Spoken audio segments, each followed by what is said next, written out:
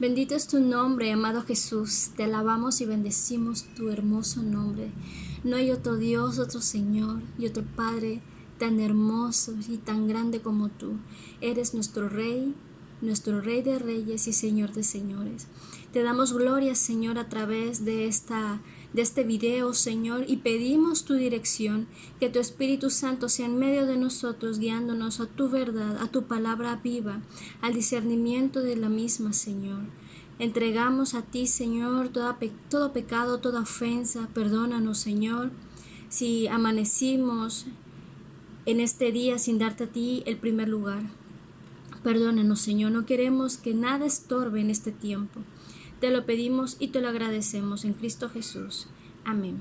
Bueno, hoy vamos a comenzar un nuevo libro. Gloria a Dios por eso.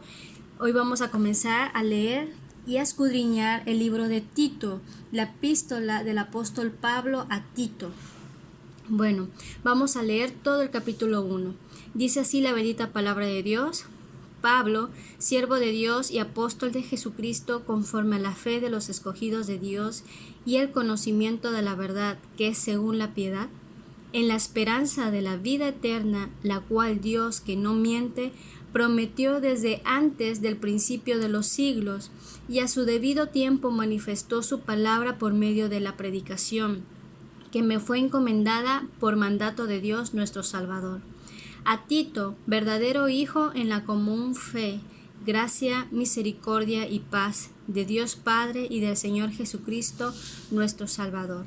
Por esta causa te dejé en Creta, para que corrigieses lo deficiente y establecieses ancianos en cada ciudad, así como yo te mandé, el que fuere irreprensible, marido de una sola mujer, y tenga hijos creyentes que no estén acusados de disolución ni de rebeldía. Porque es necesario que el obispo sea irreprensible como administrador de Dios, no soberbio, no iracundo, no dado al vino, no pendenciero, no codicioso de ganancias deshonestas, sino hospedador, amante de lo bueno, sobrio, justo, santo, dueño de sí mismo, retenedor de la palabra fiel, tal como ha sido enseñada, para que también pueda exhortar con sana enseñanza y convencer a los que contradicen.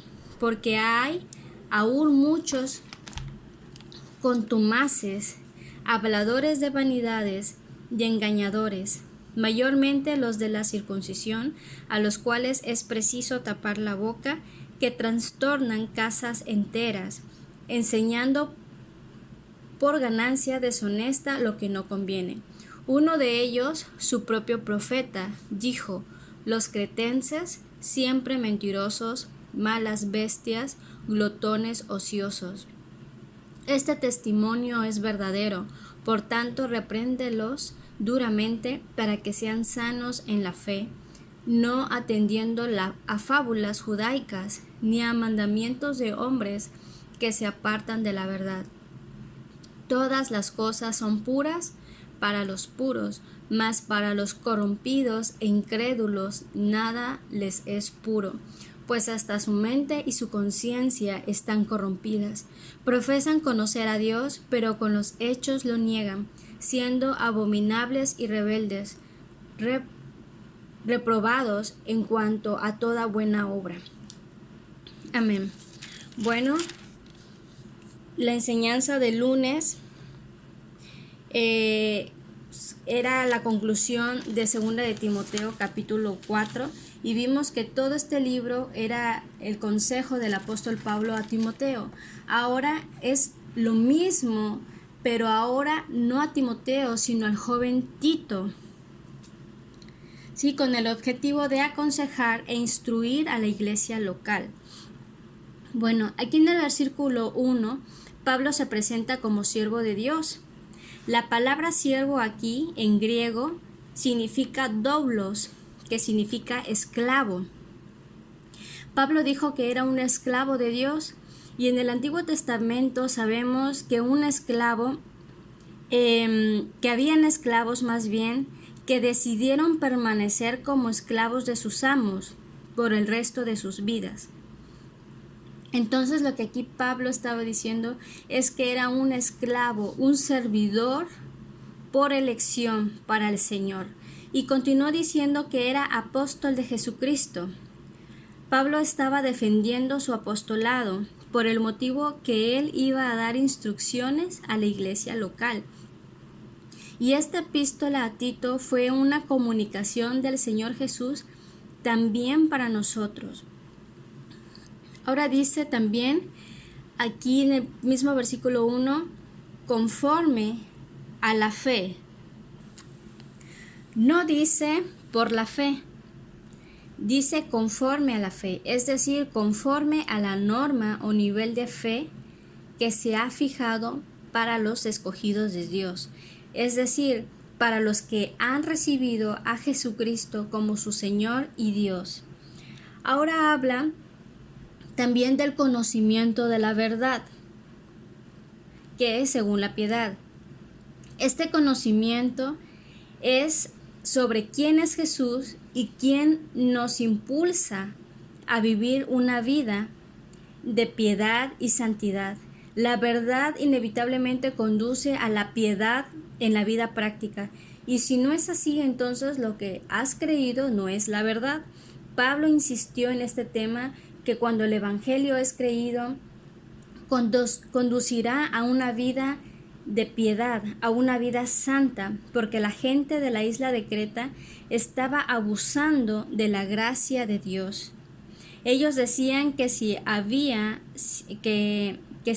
sido salvados por la gracia, entonces eran libres para vivir en el pecado, si así lo deseaban, si así lo decidían. Y Pablo respondió aquí en este versículo que cuando la verdad de Dios es creída, impulsará al que la cree a vivir en una vida de santidad. La gracia nos salva, pero también establece ciertas disciplinas para nuestras vidas y nos llama a vivir en un nivel más elevado.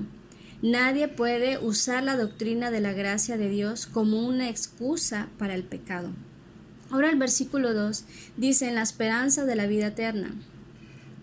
Esto significa que tenemos que descansar, confiar en esta esperanza de una vida con Él.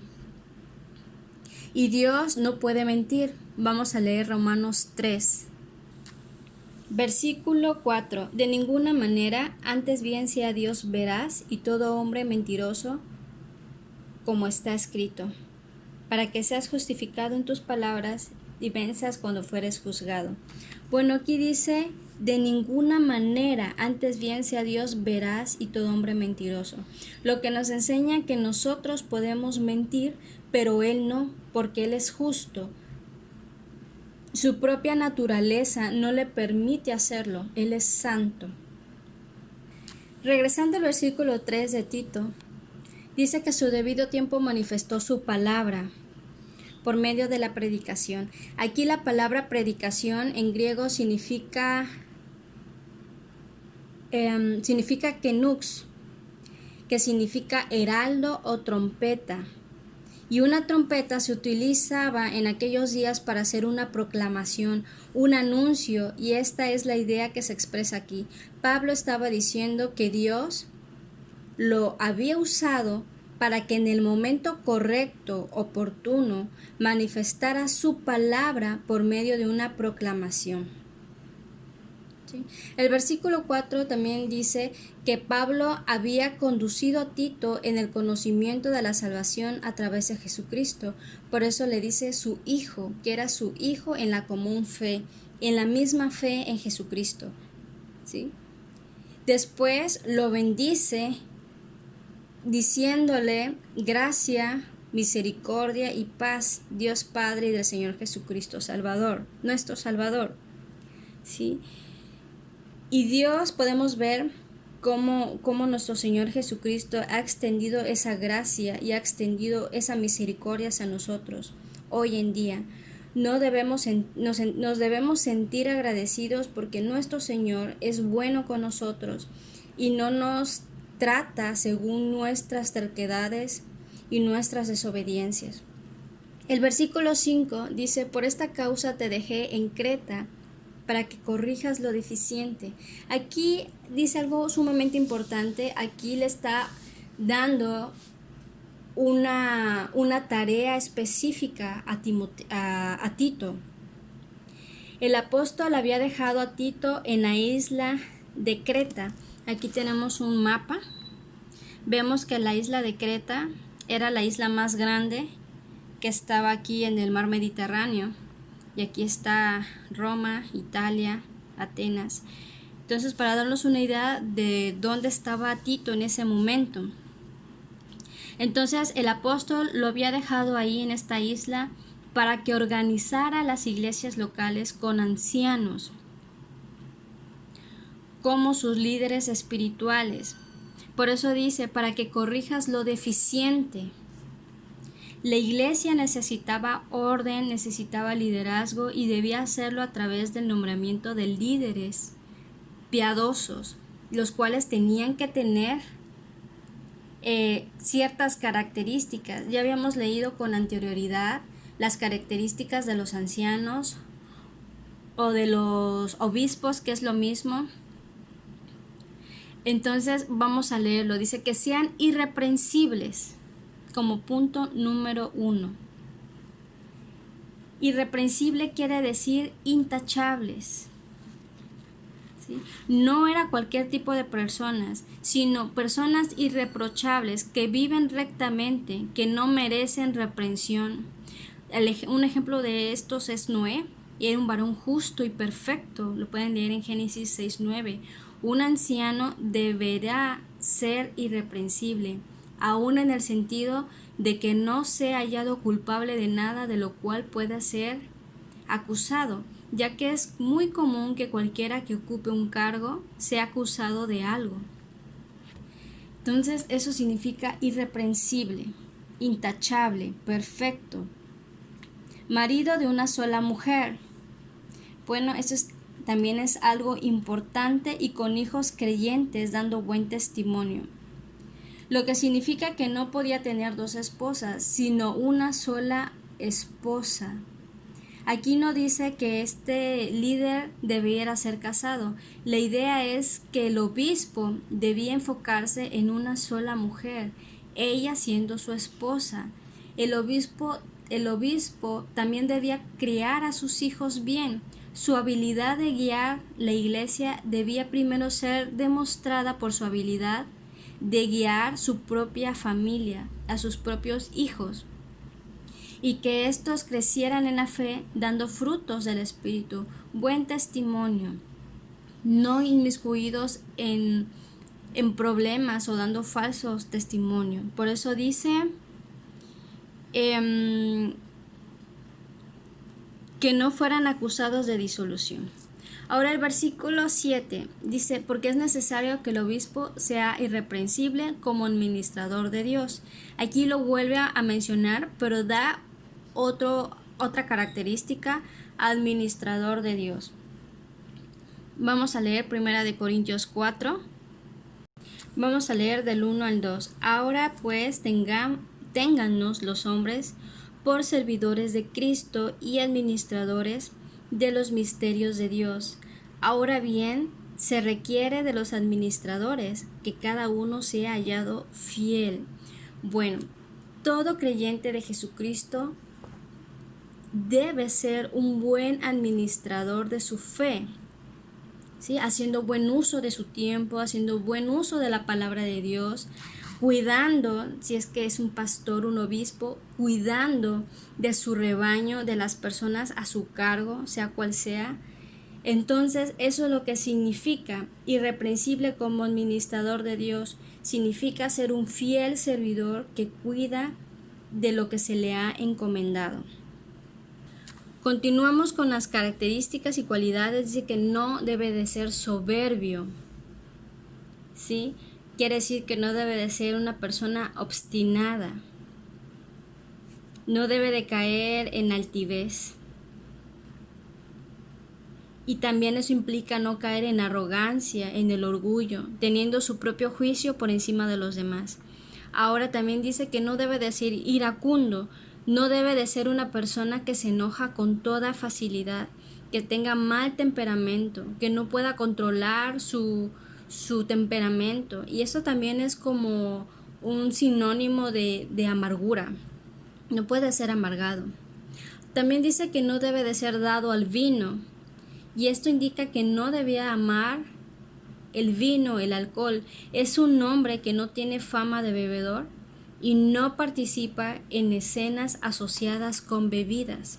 También dice que no debe de ser pendenciero, que no es amigo de peleas, que no es agresivo, que no es violento, no codicioso de ganancias deshonestas. En primer lugar, esto indica que no cae en la avaricia, que es el amor al dinero. No hace uso de su cargo para manipular y sacar provecho. Hemos leído en 1 Timoteo 6:10 que el amor al dinero es la raíz de todos los males. Ya en el versículo 8 también dice que debe de ser hospedador,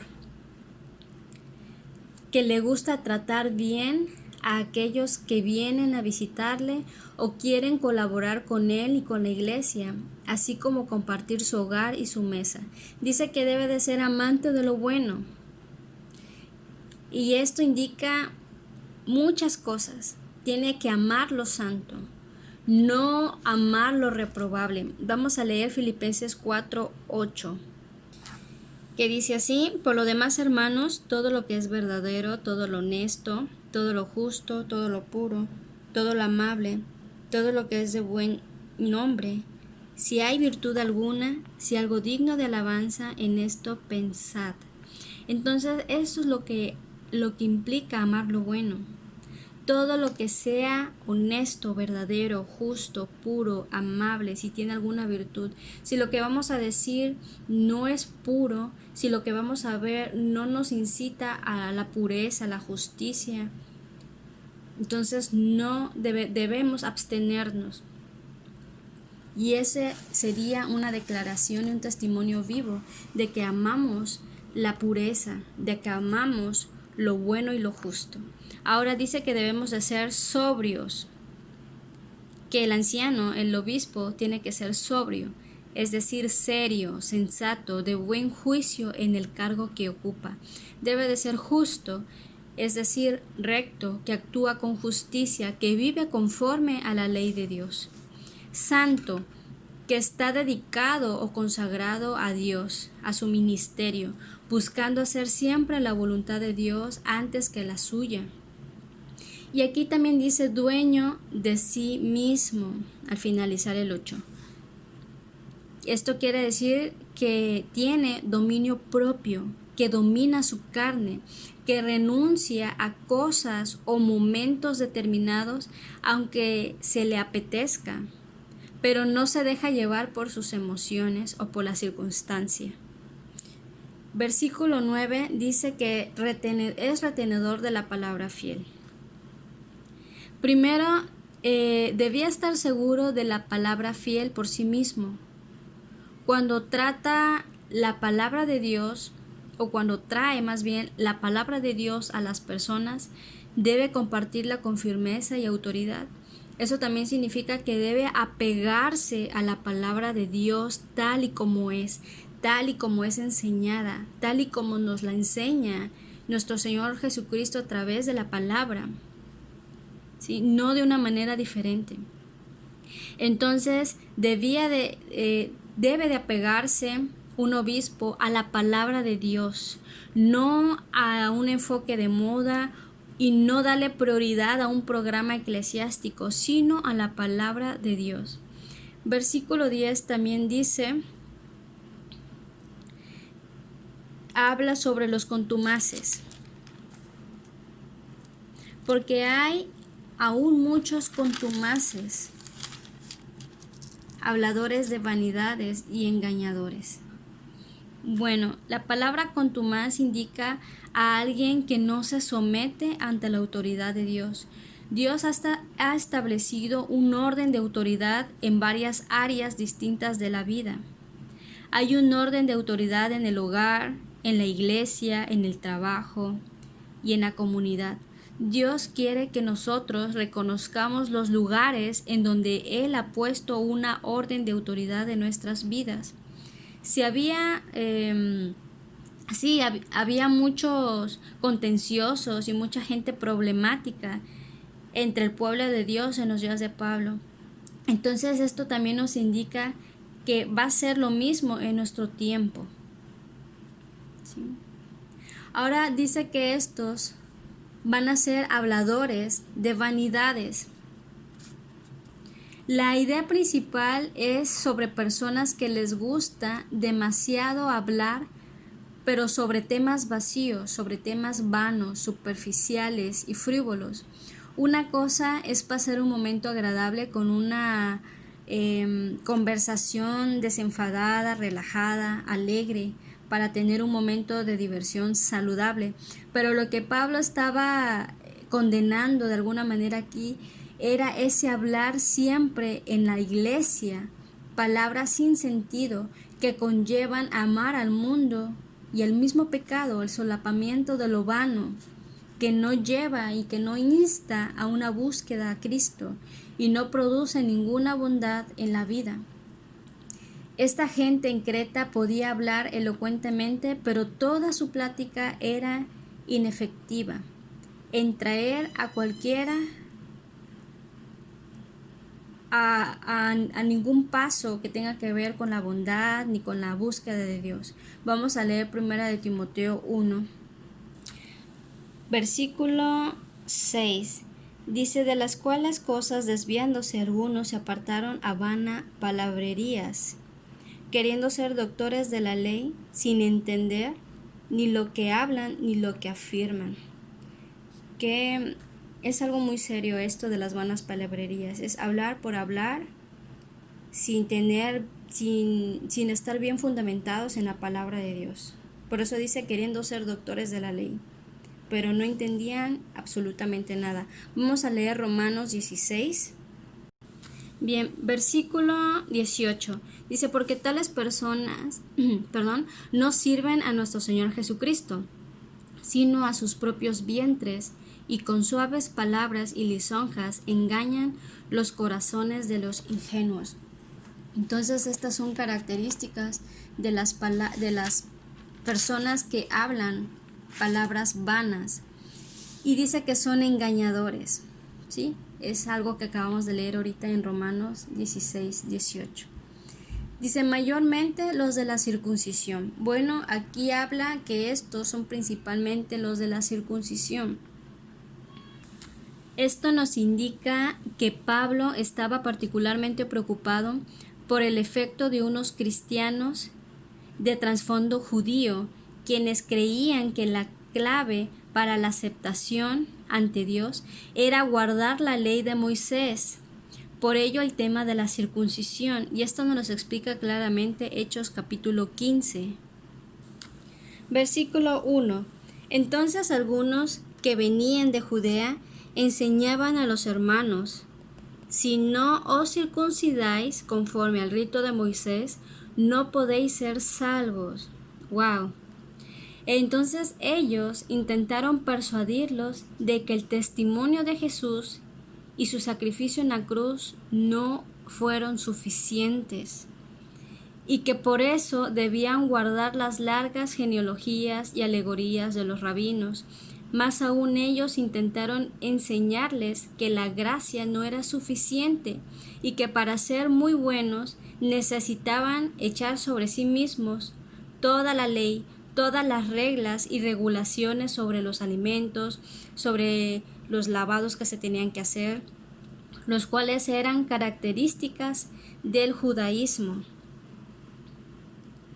Ok, vamos a regresar a la lectura inicial. Y por esta razón podemos entender por qué a los judíos de sangre, de nacimiento, les es muy difícil entender y llevar a cabo la palabra de Dios, porque tienen muchas dudas y muy arraigado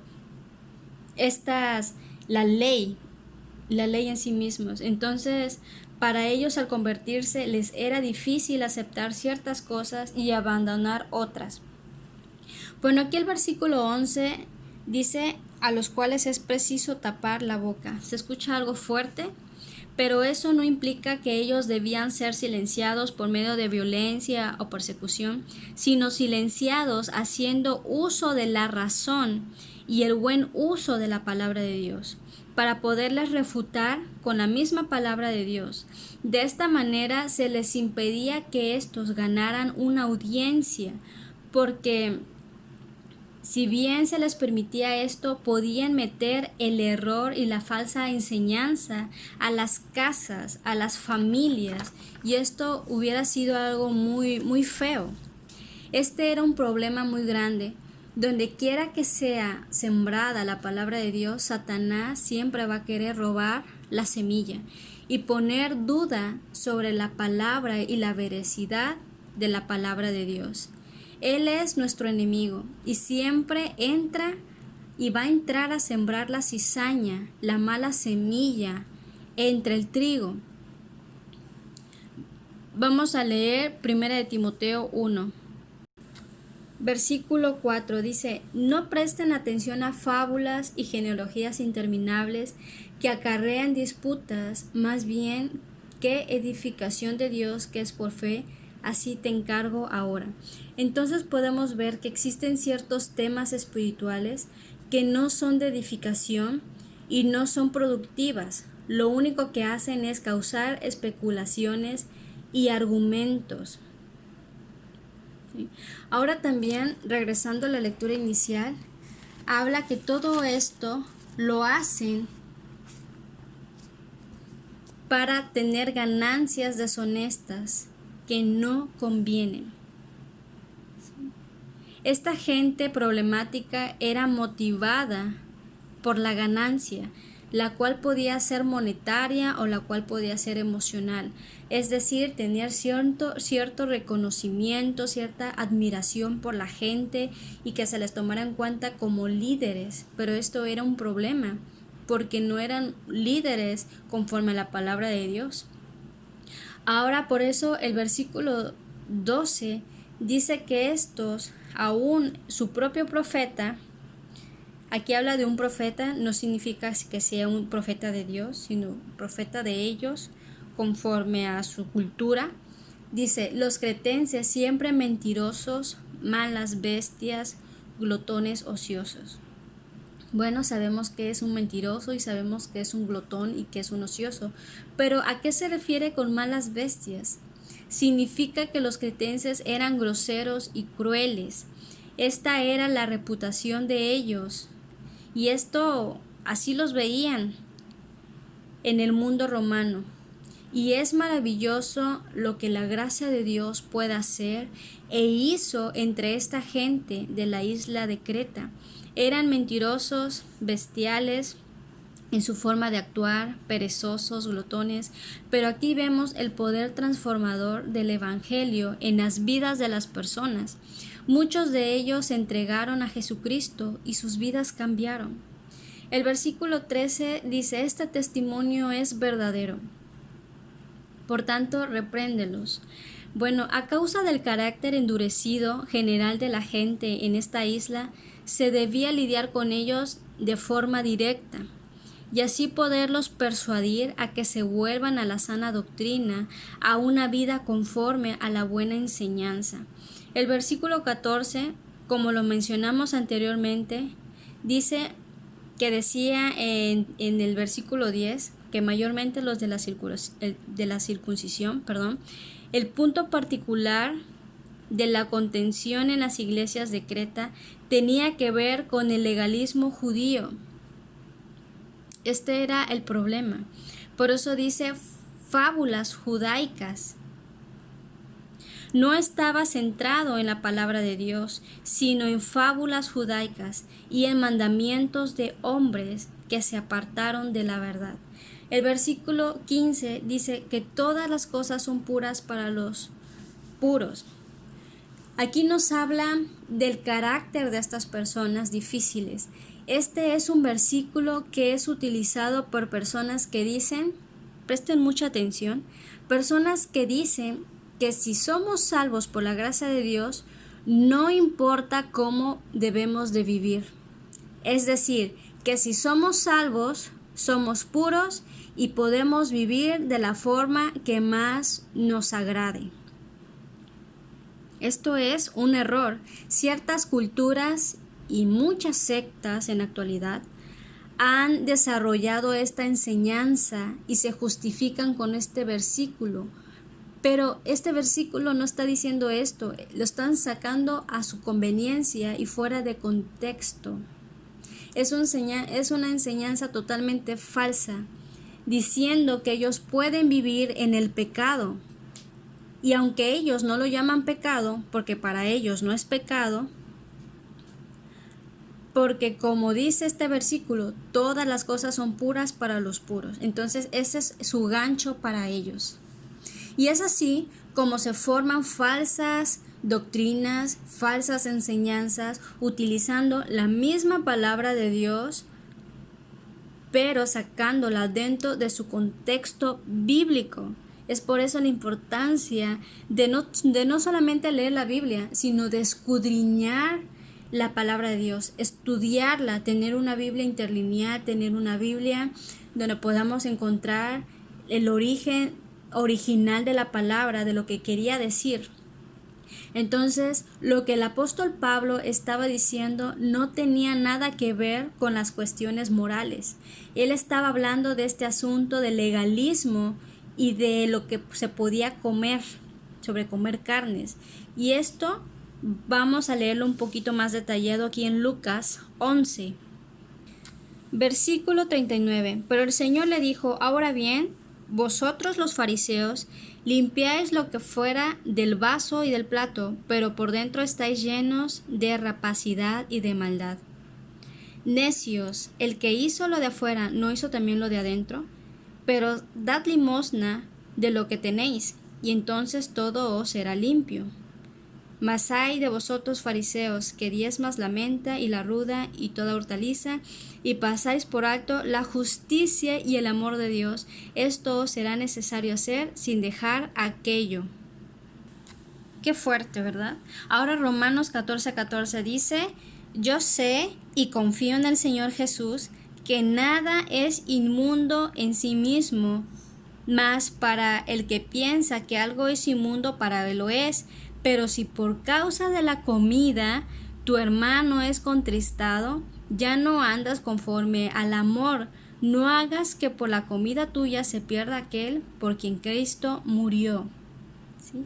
Aquí está hablando de que, y eso también es algo que ya habíamos visto en enseñanzas anteriores, de que cómo Dios ha limpiado los alimentos. Entonces a esto se refería. La enseñanza de muchos cultos y muchas sectas con frecuencia incluye una dieta fuera de lo normal. Y si usted no se ha acercado a Jesús, cualquier dieta personal que usted pueda preparar no va a alterar para nada su relación con Dios. Lo que le quiero decir es que no le podrá salvar lo que usted coma o lo que usted deje de comer. Podemos comer todos los vegetales que quiera, pero si usted no ha arreglado su situación de alejamiento con Dios por causa de su pecado, esos alimentos no le van a convertir en una persona pura. El Señor Jesús dijo que lo que contamina no es lo que entra al hombre, sino lo que sale de él. Y eso ustedes lo pueden leer en Mateo, capítulo 15, versículo 18 y 19. Y bueno, y en el versículo 16, ya para terminar el capítulo 2 de Tito, vamos a leer Judas 1:4, porque aquí dice que profesan conocer a Dios, pero con sus hechos, con su vida lo niegan. Vamos a leer Judas 1. Aquí está. Porque algunos hombres han entrado encubiertamente, los que desde antes habían sido destinados para esta condenación, hombres impíos, o sea, que no creen en Dios, que convierten en libertinaje la gracia de nuestro Dios y niegan a Dios, el único soberano, y a nuestro Señor Jesucristo. Aquí habla de que tienen una impiedad en su vida, viven en su pecado y que no les interesa la gracia de Dios, porque han convertido esta gracia y esta libertad que tenemos en Jesucristo en libertinaje. tenemos ciertamente el libre albedrío, pero por eso su palabra siempre nos dice, está lo bueno y lo malo delante de ti, escoge pues lo bueno. Muchos que hoy profesan ser creyentes pueden negar y en efecto niegan a Dios por las vidas que viven. Negando la palabra de Dios, uno puede parecer un creyente muy fiel por sus gestos, por sus actitudes externas, cuando se encuentra entre otros creyentes, su lenguaje piadoso y su aparente conocimiento de la Biblia. Incluso puede que una persona, aunque parezca creer, no crea realmente en la Biblia. Y así sus palabras y sus actitudes externas pueden haberle creado una imagen que no corresponde con su verdadera imagen, que es su imagen interior. Es que uno puede negar las enseñanzas de la Biblia por la clase de vida que vive y puede incluso negar al mismo Dios por sus obras y por su conducta en la vida. Estas personas que están reprobadas, ¿sí? Por ejemplo, las ceremonias, los rituales, no pueden cambiar el corazón malvado del ser humano. Solo su palabra puede transformar un corazón. Y cuando es cambiado, la vida del nuevo creyente revela que ha habido realmente un cambio en el interior. La fe que salva produce una vida santa. Gracias, amado Señor, por tu palabra. Gracias por hablarnos de que tenemos que estar muy apercibidos con las personas que quieran traer incluso enseñanzas judías que ya no aplican a nosotros, ¿sí? Ayúdanos, Señor Jesucristo, a no caer en estas habladurías de vanidades engañosas. Ayúdanos a no desviarnos de tu palabra viva. Y tu palabra ha sido muy clara. Líbranos de profesar ser creyentes cuando en realidad en nuestro corazón no te hemos entregado nuestra vida a ti. Si este es el caso de muchos de los que nos escuchan, Señor, sé tú, Padre Santo, trayendo y redarguyendo la vida y el corazón de estas personas. Señor, ayúdanos a estar en rectitud, para que cuando tú vengas nos encuentres haciendo el bien y nos encuentres predicando tu palabra. Que no estemos dentro de este grupo de impuros, Señor, que enseñan cosas que no son, que son reprobados, que niegan con sus propias vidas de que tú eres su Padre y su Señor. Gracias, Jesús. Amén.